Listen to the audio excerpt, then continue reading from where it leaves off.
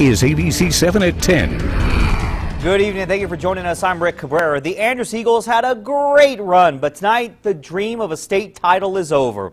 We have complete coverage of the Eagles' historic semifinal game in San Antonio.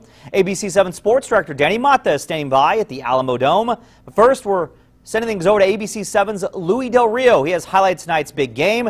Louie, Lancaster has both size and quickness. After falling behind early, the Eagles never could close that gap. That's right, Rick. You know, it's been an historic year for high school athletics here in the Sun City, and Andress was just 2 wins away from becoming the first El Paso high school team since Eastwood in 1976 to win a state title. But first, they had to get by Lancaster, and it was a tough test for them today. San Antonio to the Alamo Dome. Eagles trying to fly to history, and early on, Zacchaeus Jackson from the corner hits it. That would make it early 9-5. So early on they were in it, but then we find out why the big boy Elijah Thomas is headed to Texas A&M. He dominated inside. He had 16 points and 14 rebounds, showed the size. And then here they show the athleticism. They were up 32-23 at the half, but Andress continued to keep it close. But here, too much Lancaster all the way from Riverwalk.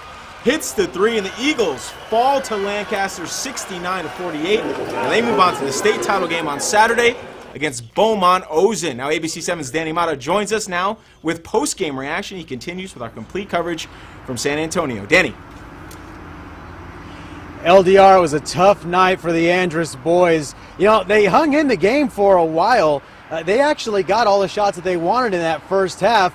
Problem was they weren't knocking them down, but still they were only down 9 at the break. But in the second half, as it's done all season, Lancaster asserted its will, and the game kind of got away from the Eagles.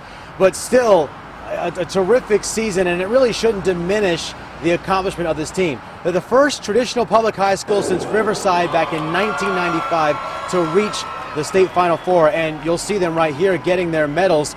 And really, it's quite an accomplishment because some of these players have been together since they were 9 or 10 years old. So coming into their final year together, their goal was to reach the state tournament.